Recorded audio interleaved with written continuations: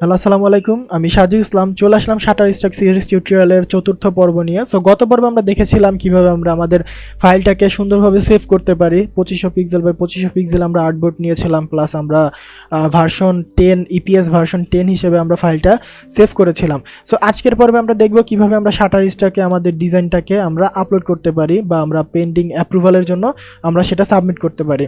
So upload করার জন্য আমরা এখানে আপলোড কন্টেন্ট নামে একটা অপশন পাবো, যেটার উপর আমরা ক্লিক করে দিব।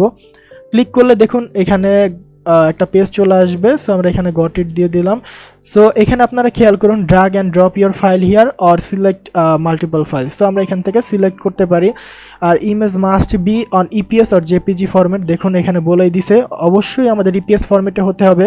ভিডিও মাস্ট বি মুভি ফরম্যাটে হতে হবে, আর এমপি3 ফরম্যাটে হতে হবে। সো আমরা যেহেতু ইমেজ আপলোড দিব, আমরা ইপিএস ফরম্যাটে আমরা গত পর্বে সেভ করে নিয়েছিলাম। সো এবার আমরা আপলোড দেওয়ার পালা আমাদের।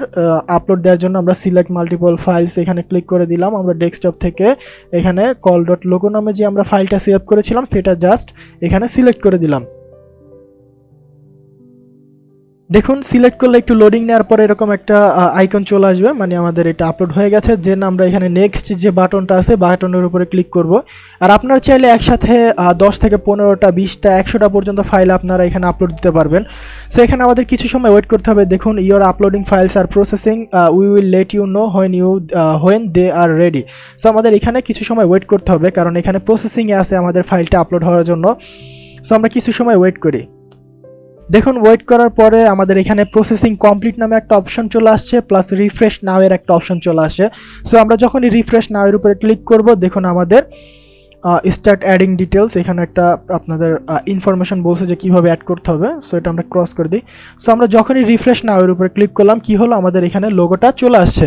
খেয়াল করুন এই যে call dot logo dot EPS নামে যে আমাদের ডিজাইনটা সেটা এখানে চলে আসছে। এবার হচ্ছে আপলোড দেওয়ার জন্য আমাদের আরও অনেক কাজ বাকি আছে। সো আমরা এবার আপলোডের জন্য এই ফাইলটাকে বা ডিজাইনটাকে রেডি করব। সো এর জন্য আমাদের এখানে সিলেক্ট করতে হবে। এটা ক্লিক করলেই সিলেক্ট হয়ে যাবে। আর সিলেক্ট করলেই দেখুন সাথে সাথে এখানে একটা বক্স চলে আসবে। ক্লিক করলাম, দেখুন এখানে। সো দেখুন ইমেজ ডিসক্রিপশন, ক্যাটাগরি সিলেক্ট করার বক্স, কিওয়ার্ড সিলেক্ট করার বক্স চলে আসবে। সো এখানে জাস্ট আমরা সিলেক্ট করলেই বা আমাদের ডিজাইনটার উপরে ক্লিক করলে আমাদের এই বক্সটা চলে আসবে। দেন ইউজেস আমরা অবশ্যই কমার্শিয়াল দিব। কমার্শিয়াল দিয়ে আমরা এখানে ডেসক্রিপশনে লিখে দিব যে call dot logo design vector logo design. So এখানে দেখুন call dot logo design vector লিখলে বা vector call dot logo design লিখতে পারি। So call dot logo design vector লিখলাম, কিন্তু এখানে আমরা আরও ভেক্টর লোগো ডিজাইন অ্যাড করলাম। এটা করার কারণ হচ্ছে আমরা এখানে যদি আমরা 5 ওয়ার্ডের নিচে দিই তাহলে এটা অ্যাকসেপ্ট হবে না। সো 5 ওয়ার্ডের উপরে হতে হবে, যেমন call dot logo design vector. So এটা 4টা ওয়ার্ড হয়েছে, 4টা ওয়ার্ড হইলে হবে না, এখানে 5টা ওয়ার্ডের উপর হইতে হবে। যার কারণে আমরা আবার লাস্টে লিখে দিলাম ভেক্টর লোগো ডিজাইন। লাস্টে আবার ডাউনলোড আমরা লিখে দিতে পারি ইচ্ছা করলে, ডাউনলোড লিখে দিলাম। So call dot logo design vector logo design download এখানে লিখে দিলাম। দেন হচ্ছে আমাদের এটা ক্যাটাগরি সিলেক্ট করতে হবে। ক্যাটাগরির উপরে ক্লিক করব। আমাদের 2টা ক্যাটাগরি আছে, একটা হচ্ছে ক্যাটাগরি 1, ক্যাটাগরি 2 হচ্ছে অপশনাল। সো আমরা ক্যাটাগরি 1 সিলেক্ট করি। কল ডট লোগো ডিজাইন, এই লোগো ডিজাইনটা আমাদের কিসের উপরে? আমাদের এটা কি অ্যাবস্ট্রাক্ট লোগো বা অ্যানিমেলস বা wild life logo, arts logo, background বা টেক্সচার, বিউটি বা ফ্যাশন লোগো? এই জিনিসটা আমাদের অবশ্যই মাথায় রাখতে হবে, বা এই জিনিসটা নিয়ে অবশ্যই রিসার্চ করতে হবে। আমরা যে ডিজাইনটা করেছি সেই ডিজাইনটা আমরা কি লোগো হিসেবে ইউজ করবো, বা মানুষ কি লোগো হিসেবে সার্চ দিলে সেই ডিজাইনটা পাবে।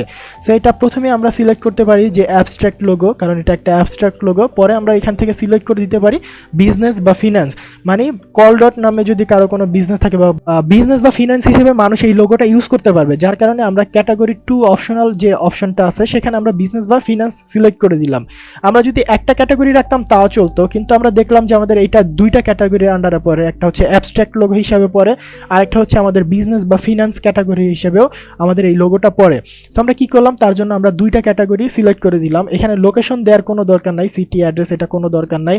এখানে মোর অপশন এটাও কোনো দরকার নাই। এইগুলো যেমন আছে সেমনই থাকবে। জাস্ট আমাদের কাজ হচ্ছে এই 3টা।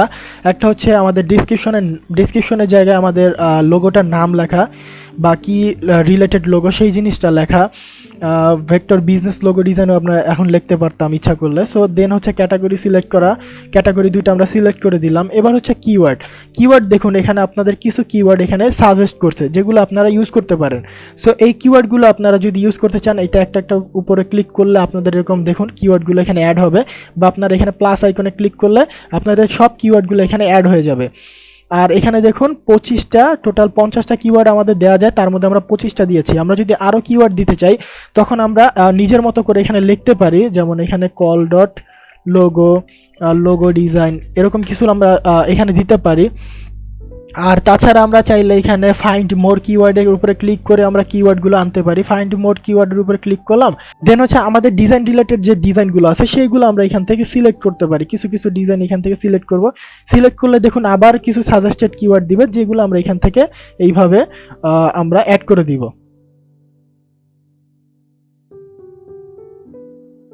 টোটাল আমাদের 50টা দেওয়া যায়, আমরা 45টা দিয়ে দিয়েছি, আর দরকার নেই। দেন আমরা এখানে অ্যাটাচ টু সিলেক্টেড ওয়ান এখানে ক্লিক করে দিব। দেখুন আমাদের এখানে এখন 50টা কিওয়ার্ড সিলেক্ট হয়ে গেছে। আর কিওয়ার্ড দেওয়া শেষ, আমাদের ডিসক্রিপশন লেখা শেষ, ক্যাটাগরি সিলেক্ট করা শেষ, সাথে সাথে দেখুন আমাদের ভেক্টরটার পাশে রেডি নামে একটা বাটন চলে আসছে। মানে কি আমাদের এই যে ডিজাইনটা আমাদের এবার সাবমিট করার জন্য এটা পুরোপুরি রেডি হয়ে গেছে। দেখুন সাইডে রেডি নামে একটা অপশন চলে আসছে। সো আমরা কি করব, এবার আমাদের আর কোনো কাজ নেই, এবার জাস্ট আমরা আমাদের ডিজাইনটাকে অ্যাপ্রুভের জন্য আমরা এখানে সাবমিট বাটনের উপরে ক্লিক করে দিব। সাবমিট বাটনের উপরে ক্লিক করলে একটু সময় অপেক্ষা করি। দেখুন এখানে ক্রস করে দেই, দেখুন এখানে লেখা আসছে যে good work, our expert review team will check over your submission and provide feedback in the next few days. So এখানে আপনাকে একদিনের মধ্যেই জানায় দেয়, বেশি দিন সময় লাগে না, 1 থেকে 2 দিন লাগতে পারে আপনাদের এইটা পেন্ডিং থেকে এটা রিভিউ হইতে। মানে তারা পেন্ডিংয়ে আছে, এখন তারা রিভিউ করে দেখবে যে ডিজাইনটা ইউনিক কিনা বা ডিজাইনটা তাদের মার্কেট প্লেসে অ্যাপ্রুভ করার মতো হয়েছে কিনা বা অ্যাপ্রুভ করা যায় কিনা, সেটা দেখে জাস্ট আপনাদের লাস্টে রিভিউতে জানিয়ে দিবে যে আপনার ডিজাইনটা অ্যাপ্রুভ হয়েছে কি হয়নি। আমরা যদি এবার শাটারস্টক আইকনের উপর বা লোগোর উপরে ক্লিক করি তখন আমরা এখানে চলে গেলে দেখতে পাবো যে পেন্ডিং অ্যাপ্রুভাল নামে একটা অপশন আছে, যেখানে আমাদের 1 উঠে গেছে। মানে কি আমরা একটা ডিজাইন আপলোড করেছি, যার কারণে আমাদের এই একটা ডিজাইন এখানে পেন্ডিং অ্যাপ্রুভালে রয়ে গেছে। সো এটা রিভিউ হওয়ার পরে এটা চলে আসবে রিসেন্ট রিভিউতে। সো রিসেন্ট রিভিউতে আপনারা ক্লিক করলে দেখতে পারবেন সেটা অ্যাকসেপ্ট হয়েছে নাকি তারা ডিলিট করে দিছে বা ডিনাইট করে দিছে, সেটা আপনারা দেখতে পারবেন। আর যদি অ্যাকসেপ্ট করে তখন আবার এই 1 যে ডিজাইনটা, এই 1টা আবার চলে আসবে এইখানে ইমেজ পোর্টফোলিওতে। মানে কি আমাদের একটা ডিজাইন আমাদের প্রোফাইলে অ্যাক্টিভ হয়ে যাবে। সো এইভাবে আমরা আমাদের ডিজাইনগুলো আপলোড করতে পারি। আই হোপ আপনারা বুঝতে পেরেছেন কিভাবে আমরা আমাদের শাটারস্টক অ্যাকাউন্ট ক্রিয়েট করতে পারি, শাটারস্টক অ্যাকাউন্টের জন্য ফাইল রেডি করতে পারি, প্লাস ফাইল রেডি করে ফাইলটা আমরা আপলোড করতে পারি। সো এই ছিল আজকের ভিডিও, দেখা হবে আগামী ভিডিওতে। আপনারা সবাই ভালো থাকবেন, নতুন আরেকটা ভিডিও নিয়ে খুব শীঘ্রই আবারও আপনাদের মাঝে হাজির হব। সবাই ভালো থাকবেন, আল্লাহ হাফেজ।